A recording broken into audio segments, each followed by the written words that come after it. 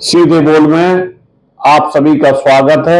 मैं मुकेश उदैनिया आपके सामने सीधी बात लेकर हाजिर हूं। बॉम्बे जो कि महाराष्ट्र में है और उसे माया नगरी भी कहा जाता है।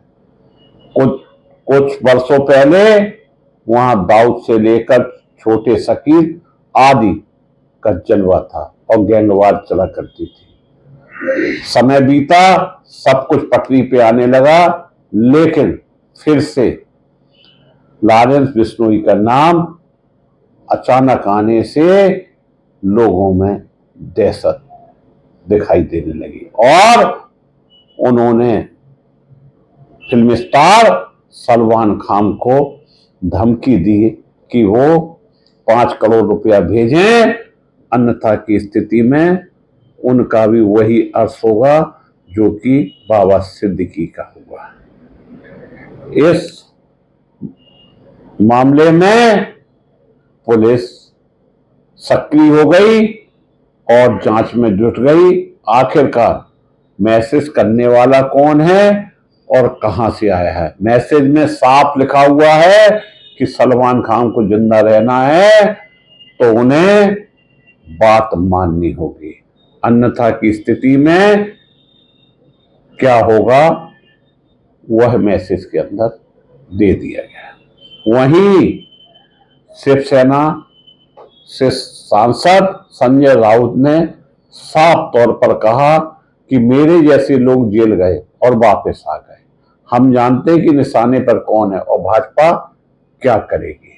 उन्होंने भाजपा की रणनीति की तुलना बिश्नोई गिरोह से की और दावा किया कि सीबीआई ईडी जैसी एजेंसी का इस्तेमाल अपने विरोधियों के खिलाफ हथियार के रूप में करते हैं, जबकि आज महाराष्ट्र में यह गैंग वाला मुद्दा सुर्खियों में। बिश्नोई गिरोह कहां से प्रकट हुआ, क्या है, इस पर चर्चाएं होनी चाहिए और जो चुनौतियां वो खुलेआम दे रहा है जेल में बैठकर, यह बहुत बड़ी बात है। संजय राउत ने यह भी कहा कि भाजपा हमेशा अपने फायदे के लिए काम करती है और चुनाव आ गए हैं, ऐसे में कोई बड़ी बात नहीं है कि गैंग के लोग सड़कों पर घूमें, तो इसमें किसी भी तरह की कोई भी टीका टिप्पणी करना भी ठीक नहीं लगता है। आज राजनीतिक दल अपने स्वार्थ के लिए कुछ भी कर सकते हैं, जैसा कि मौजूदा समय में देखने को मिल रहा है। वहीं सिद्दीकी की हत्या के बाद मिली धमकी से पूरा बॉलीवुड में हड़कंप मच गया। आपको हम यह बताते चलें कि दशहरा के दिन उनके करीबी दोस्त एनसीपी के दिग्गज नेता बाबा सिद्दीकी की सरेआम गोलियों से पूछकर हत्या कर दी गई। इस हत्या की जिम्मेदारी लॉरेंस बिश्नोई गैंग ने ली। वही अब सलमान खान को मिली इस धमकी के बाद पुलिस महकमे में हड़कंप मचा हुआ।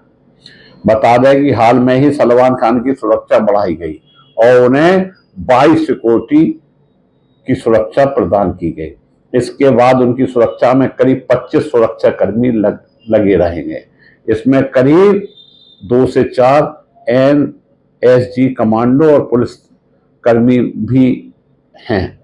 इसके अलावा 2 से 3 गाड़ियां रहेंगी, जिसमें बुलेट प्रूफ गाड़ी भी शामिल होगी। आखिरकार ऐसी नौबत क्यों आ रही है? क्या महाराष्ट्र पुलिस पर लॉरेंस बिश्नोई गैंग भारी पड़ रहा है या हमारी एजेंसियां इतनी हल्की हो गई हैं कि एक गैंग सबकी नकेल डाले हुए है?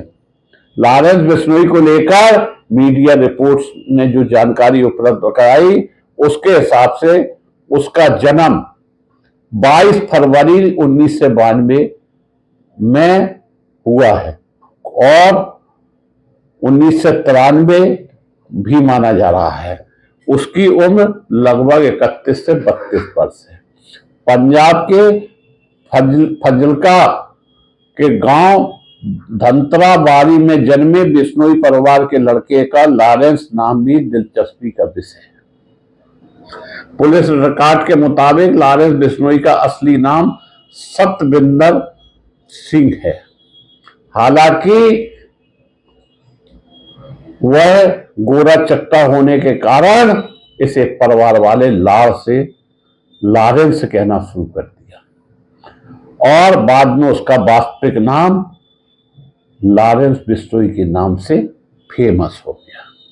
लॉरेंस बिश्नोई के पिता लरविंदर सिंह हरियाणा पुलिस में सिपाही थे। उन्होंने नौकरी 1992 में शुरू की थी, लेकिन 5 साल के बाद स्वैच्छिक सेवानिवृत्ति लेकर खेती बाड़ी करना शुरू कर दी। लॉरेंस पंजाब के अबोहर से 12वीं की पढ़ाई की और आगे पढ़ाई के लिए 2010 में चंडीगढ़ पहुंच गया। लॉरेंस DAV कॉलेज में दाखिला लिया। धीरे धीरे उसने छात्र राजनीति में दिलचस्पी लेना शुरू कर दी। यहीं से उसका आपराधिक इतिहास प्रारंभ हुआ और उसकी दोस्ती गोल्डी बराड़ से हुई। यह वही गोल्डी बराड़ है जो विदेश में बैठकर लॉरेंस बिश्नोई गैंग के लिए काम करता है और एक तरह से गैंग को संभाल रहा है। लॉरेंस 2011-12 में पंजाब विश्वविद्यालय छात्र संगठन बनाकर खुद ही उसके नेता बन बैठा था और तब स्टूडेंट राजनीति में हार का मुंह देखने से बौखलाए लॉरेंस के साथ ही स्टूडेंट ने एक छात्र नेता पर गोली चला दी थी। उस घटना के बाद दर्ज मुकदमे में पहली बार लॉरेंस का नाम पुलिस की FIR में दर्ज हुआ था। यही FIR होने के बाद आज लॉरेंस का नाम पूरे देश ने जान लिया है। लॉरेंस बिश्नोई को 2014 में पहली बार राजस्थान में गिरफ्तार करके भरतपुर जेल भेजा गया था। तब उसे पेशी के लिए मोहाली पंजाब ले जाया जा रहा था, तो वहां से पुलिस हिरासत से वो फरार हो गया था। साल 2016 में उसे दोबारा गिरफ्तार कर लिया गया, जबकि साल 21 में उसे संगठित और अंडरवर्ल्ड अपराध की दुनिया से रोकने के लिए MCOCA Maharashtra control of organised crime act के एक मामले में तिहाड़ जेल में सुरक्षा की नजर से लाकर बंद कर दिया गया था। तिहाड़ लाए जाने से पहले वो पंजाब की बठिंडा जेल में भी बंद रहा था। साल 2022 में उसे जेल से सिद्धू मूसेवाला मर्डर केस में पंजाब पुलिस द्वारा गिरफ्तार कर जेल में ही उसे गिरफ्तार कर लिया गया था। साल 2022 में गुजरात एंटी टेररिस्ट स्क्वाड ने लॉरेंस बिश्नोई को ड्रग्स तस्करी के मुकदमे में नाम दर्ज किया था। यह मामला कच्छ में एक पाकिस्तानी जहाज से ड्रग की बड़ी खेप की जब्ती से जुड़ा था। पुलिस के अनुसार यह खेप मंगवाने में इसी का हाथ था। तब से यह साबरमती जेल में बंद है। यह है लॉरेंस बिश्नोई का इतिहास, जो कि एक बहुत बड़ा इतिहास नहीं है, लेकिन अपराध की दुनिया पर नजर रखने वाले लिस्ट में पुलिस अधिकारी मानते हैं कि अपने को बढ़ाने के लिए लॉरेंस बिश्नोई सलमान खान जैसे हाई प्रोफाइल लोगों को धमकी देने की रणनीति अपनाता है, परंतु पुलिस के कथनानुसार उसका खौफ ही इतना है कि वह जेल में सलाखों में बंद होने के बावजूद अपने भरोसे के गुंडों से अपराध करा डालता है, फिर चाहे वह सिद्धू मूसेवाला हो या फिर कोई और। ऐसे गैंग लीडर जेल में ही अपने को सुरक्षित महसूस करते हैं, ऐसा पुलिस के अधिकारियों का कहना है। जब भी अदालत में जाना होता है तो इसके वकील भी हाजिर नहीं होते, और जब जरूरी होता है कि जमानत लेना ही है तो वकील भी सक्रिय हो जाते हैं। जब वकील नहीं पहुंचेंगे तो मजबूरन कोर्ट को अगली तारीख देना पड़ती है। इसलिए तारीख पर तारीख लेना ऐसे गैंग लीडरों के लिए एक मजाक सा बन गया है और वो अपना जीवन जेल में ही सुरक्षित महसूस करते हैं। और उन्हें जो गतिविधियां करना है वो अपनी गतिविधियों को संचालित कर लेते हैं।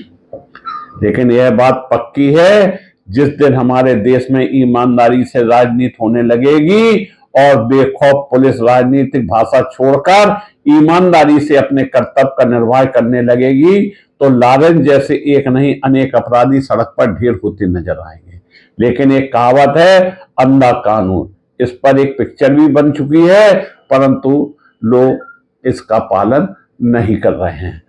दोस्तों, हम आपको यह भी बताना चाहते हैं कि एक अपराधी जो जेल में बंद है और जेल से अगर वो इस तरह की वारदातें कर रहा है, तो कहीं ना कहीं उसको किसी न किसी बड़े ऐसे व्यक्ति का साथ है जो कि अपना रुतबा कायम किए हुए हैं। अन्यथा की स्थिति में किसी की क्या मजाल कि वो इस तरह की भाषा बोले या धमकी दे। आज बॉम्बे में जो कुछ घटा है वो निश्चित रूप से निंदनीय है, और जिस तरह से फिल्म स्टारों को धमकी दी जा रही है, इसके बावजूद भी इस पर सिर्फ राजनीति हो रही है। गुजरात की जेल में वो बंद है और हमारे देश के बड़े बड़े नेता पार्टियां इस सब तमाशे को देख रही हैं। एक बड़े पॉलिटिकल लीडर का मर्डर हो जाता है, इसके बाद में भी लॉरेंस बिश्नोई के गैंग के कुछ सक्रिय सदस्य पकड़े भी जाते हैं, फिर भी धमकी आना, मैसेज आना, यह शो करता है कहीं ना कहीं हमारे कानून की लचर व्यवस्था का यह गैंग के लोग फायदा उठाने से चूक नहीं रहे हैं। दोस्तों, अगर इस देश में ईमानदारी से राजनीति होने लगे और पुलिस के ऊपर राजनीतिक प्रेशर ना पड़े, तो निश्चित रूप से हमारे देश की खाकी इतनी कमजोर नहीं है कि लॉरेंस जैसे गिरोह पर वो काबू ना पा सके। मैं मुकेश सुदैनिया अपनी बात समाप्त करके आप सभी को धन्यवाद।